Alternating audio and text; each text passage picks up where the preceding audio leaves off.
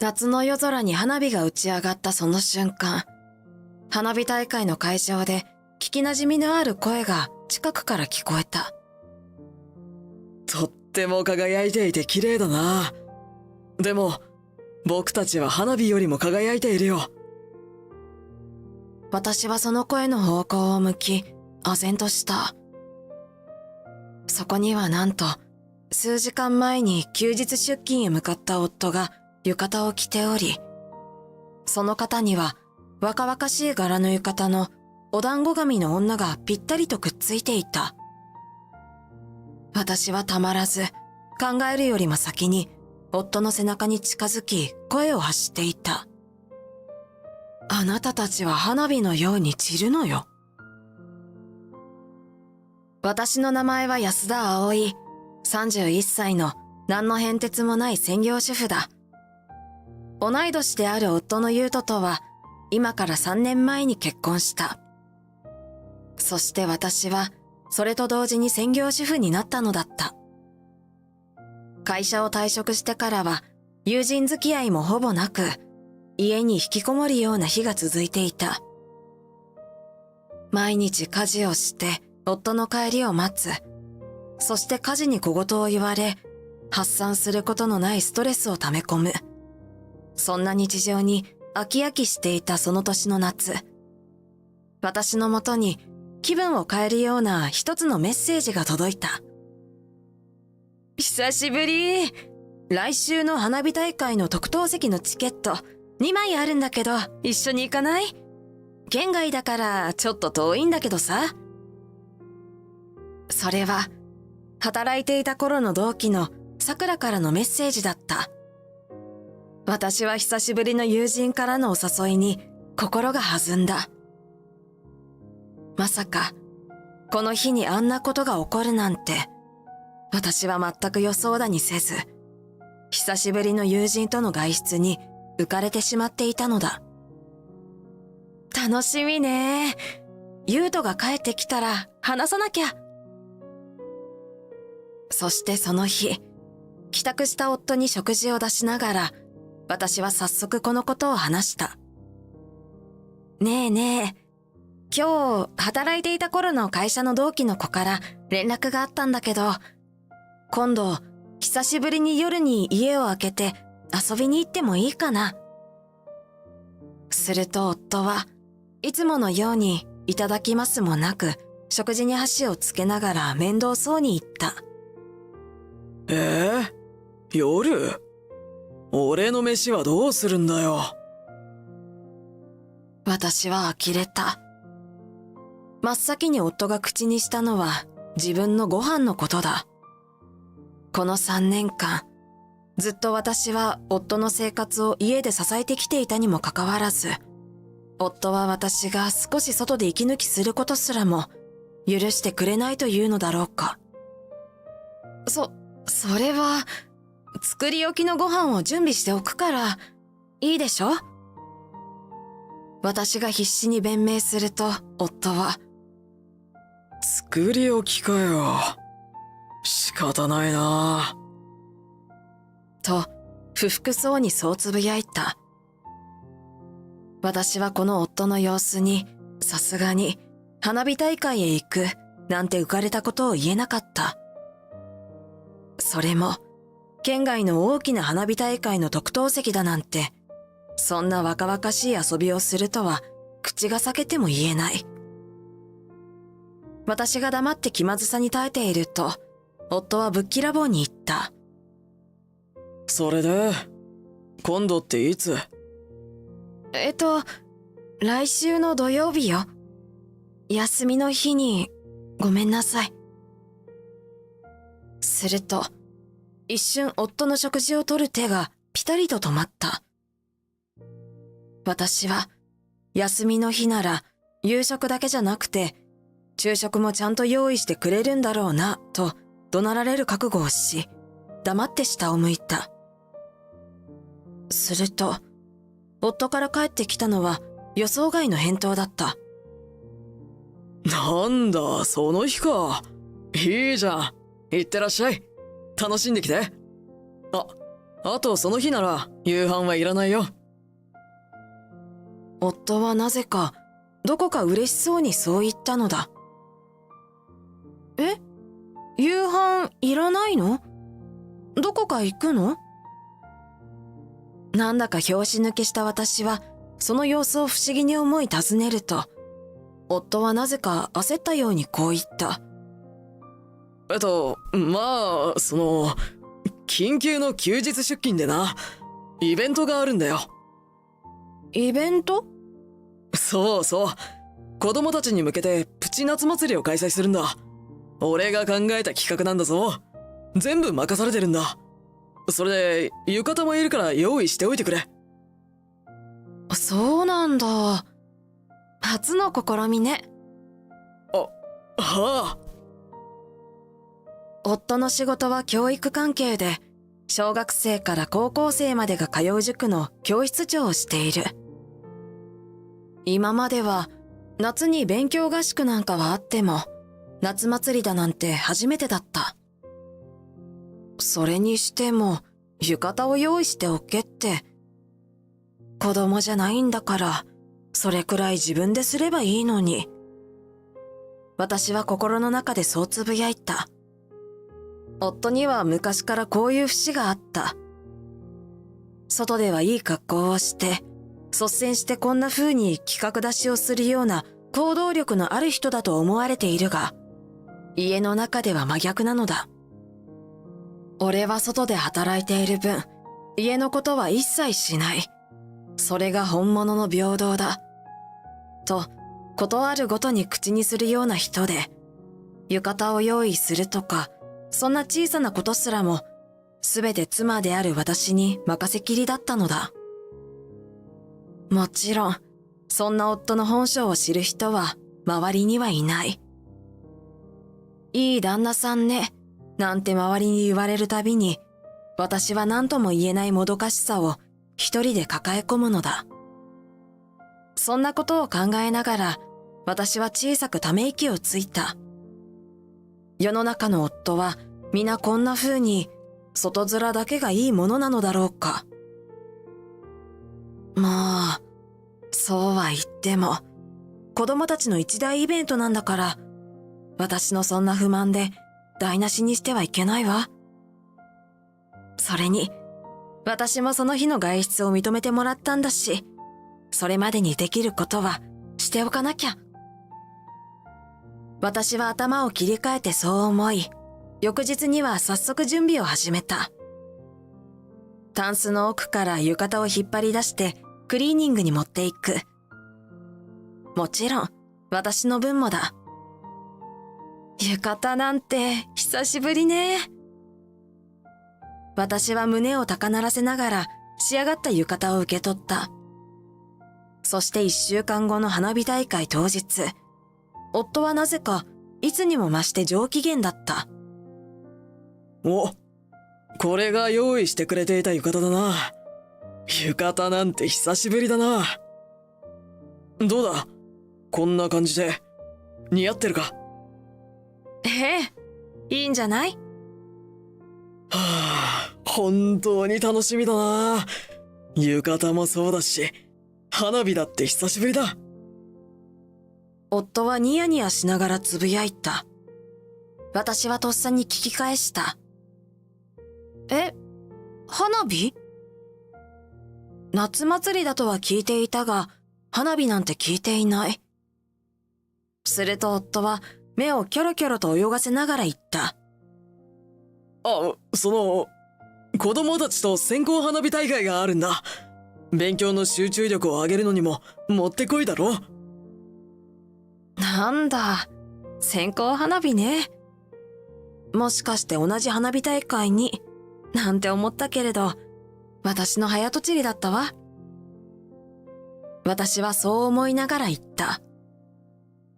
へえ、そうなんだ。それはいい企画ね。成功するといいわね。頑張って。私はそう言い、笑顔で夫を送り出した。この時の私は、まさか数時間後にあんな光景を目にするなんて、思いもしなかった。それは花火の打ち上がる音よりもはるかに衝撃的に私の心を打ち砕いたのだった。私はそんな数時間後の自分の姿を知る由もなく、上機嫌に鏡を見ながら準備をしていた。こんな感じかしら。そうだ、久しぶりにデパコスでメイクしちゃおうかしら。髪はお団子？いや、それは若すぎるかしら。30代に似合う髪型を検索しよっと。それにしても、優斗は仕事なのに私ばっかり楽しんじゃって悪いわね。せめて動画の1本や2本撮って送ろうかしら。いや、でもそんなことしたら、俺は仕事中なのにってかえって怒らせちゃうかしら。そんな風にいろいろと考えを巡らせながら久しぶりのおめかしをし家を出た。さくら、久しぶり。ああ、久しぶり、葵。私たちは近くの駅で久しぶりの再会をした。ワクワクしながら会場に向かう電車に揺られていると、友人はボソッとこんなことを言った。突然の誘いでごめんね。実はさ、彼に振られちゃって。そうなの？そうなの。一緒に行くつもりで、一番眺めがいいところのチケットを取ったのにさ。友人は悲しそうにそう言いながらチケットを手渡した。私はそれを受け取りながらこう言った。元彼のことなんて花火と一緒にパーッと打ち上げて忘れちゃおう。すると友人は声を上げて笑った。そうだね。よーし、いっぱい動画撮るぞ。今日はビデオカメラ持ってきたから。おお、用意周到。そんな会話をしながら私たちは電車を降り、屋台を抜け、指定の席まで進んだ。花火が始まると、私たちはうっとりとその光景に見とれた。日頃の家事のストレスなんて全てどこかに飛んでいってしまうように感じられた。とっても輝いていて綺麗ね。その瞬間、私の心の声とハモった聞き馴染みのある声が耳に届いた。とっても輝いていて綺麗だな。でも、僕たちは花火よりも輝いているよ。私はその声の方向を向き、唖然とした。そこにはなんと、数時間前に見送った後ろ姿と同じ浴衣の後ろ姿が。その肩には、私のものより若々しい柄の浴衣のお団子髪の女がぴったりとくっついていた。私はたまらず、考えるよりも先に、その背中に向かって声を発していた。花火よりも輝いてる？何それ？いい年した男が臭いセリフね。そんなの今だけよ。これから花火のように散るのよ。お前、なんでここに？その声に振り返った夫は唖然として硬直している。しっかりと握ったその手を振りほどくことすらも忘れて。夫の振り返る勢いで夫の肩から首を落とされた女は後頭部のお団子の崩れを気にしながらゆっくりと振り返った。それは今風のまつげが長くキラキラしたアイメイクの若い女だった。今まで私が家にこもって家事をしてあなたの帰る場所を守り続けていたというのに、あなたは仕事だと言ってこんなことをしていたの。許せないわ。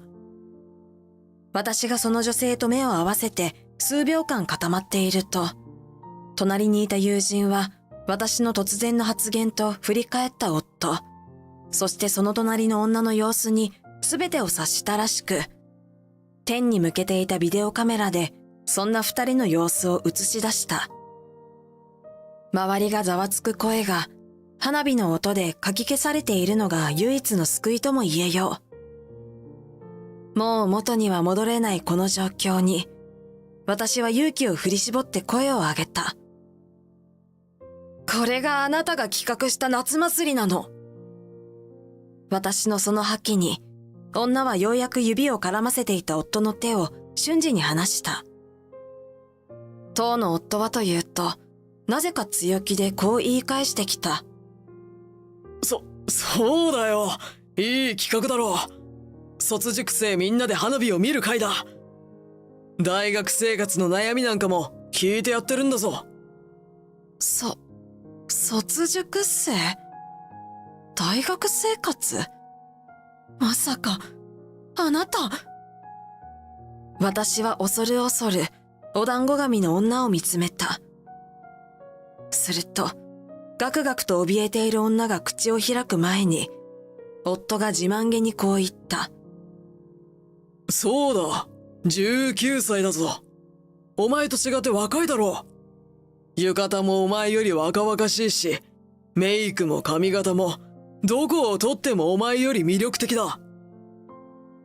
私は花火が打ち上がる音とともに、後頭部を鈍器で殴られたような感覚に陥った。19歳？犯罪スレスレじゃない。しかも、自分の塾の卒塾生に手を出すなんて。私はあまりの事実に目がくらんだ。そんな私の肩を友人が支えた。大丈夫？うん。すると今度は友人が口を開いた。さっきから黙って聞いてたら、あなた、やってることただの浮気ですよね。それも未成年インコスレスレの。友人の言葉に夫は反論した。違う！そうじゃない！いや、言い訳するには厳しいんじゃないですか？って繋いでたところ、バッチリ取ったし。すると夫は目を大きく見開いた。違う！それも企画で。もう頭が回らず、企画という言い訳しかできない夫に、私は心底呆れ、笑いすらこみ上げてきた。さっきから企画って、10歳以上も若い卒塾生の女性と恋人つなぎして、僕たちは花火よりも輝いている、なんてセリフを吐いちゃうその滑稽な状況も、全部あなたが考えた企画なの？だとしたら、相当センスがないわね。こんなセンスがないものを企画する人を雇って、そちらの塾は大丈夫ですかって、今からあなたの会社に電話で聞いてやるわ。私がスマホを取り出すと、夫はものすごい勢いで私の腕を掴んだ。頼む！それだけはやめてくれ！離婚だったらしてやるから！だから、会社には言わないでくれ！離婚だったらしてやる？なんでそんなに上から目線なの？激高する私に友人は言った。大丈夫よ。こんな態度を最後まで取り続けていたことも、この動画を弁護士に見せつけて伝えたらいいよ。そうね。すると、ようやく夫は勢いよく土下座をしだした。ちょっと待て！弁護士とか、本当にそういうのはやめてくれ！ひまりちゃんはまだ実家暮らしなんだよ！お願いだから、ことを荒立てないでくれ！お願いします！この通りです！隣の女も、髪やメイクが乱れることを厭わず、少し湿っている土の地面に額をつけた。今さらそんな姿見せたって遅いのよ。それも、あなたたち、自分のために謝っているようなものじゃない。そうよ。一番は葵に対する謝罪が必要なはずよ。葵、すみません。申し訳ありませんでした。夫のその叫び声とともに、フィナーレの花火が舞い散った。周りからは歓声や拍手が聞こえてくる。私はなんだか見事な花火をバックに土下座する男女というこの光景が馬鹿らしく思えてきた。もう帰ろう。どうやら友人も同じ気持ちのようで、ぼそっとそうつぶやいた。そうね。散っていく花火は綺麗だけど、あなたたちの散り方は無様で滑稽だわ。儚い命だったわね。じゃあ、さようなら。私はそう言い残してその場を去った。後日、私は夫と正式に離婚した。そして私は元夫に350万、その浮気相手に150万の慰謝料を請求した。その後、私は友人が撮った例の動画を会社にばらまこうかと思っていたのだが、その必要はなかったようだ。なんと、あの花火大会の会場に偶然元夫の働く塾の塾生とその親がいたらしく、噂は瞬く間に塾内に広がり、ついに社員の耳にも入ることになった。自宅から離れているといえど、見ている人は見ているものだ。その結果、当然元夫は自主退職に追い込まれたのだ。今ではハローワークに通いながら簡単なアルバイトをしているらしい。その後、私のもとには義両親や浮気相手の両親までもが謝罪に来た。私は、あなたたちは悪くないので、当事者を甘やかさずにどうか更生させてやってくださいとお願いした。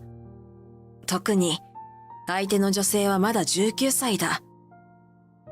人生これからだというのに、元夫のせいで狂わされたのだ。まあ、誘いに簡単に乗った向こうにも、もちろん落ち度があるが。一方の私は、結婚前に働いていた会社に再就職することになった。何でも、友人がうまく話をつけてくれ、私のことを空いていたポジションに推薦してくれたのだ。また社会人としてゼロからのスタートではあるが、頑張っていこうと思う。友人も一緒だし、心強い。今日も一緒にランチだ。ねえねえ、来週この花火大会行かない？今度はチケット余ったとかじゃなくて、正真正銘、私たちのために取ったから。え、また花火大会？そうだよ。元夫のことなんて、花火と一緒にパーッと打ち上げて、忘れちゃおう。そうだね。よーし、いっぱい動画撮るぞ。これから私は、花火よりも輝く人生を歩むんだ。私はそう心に誓った。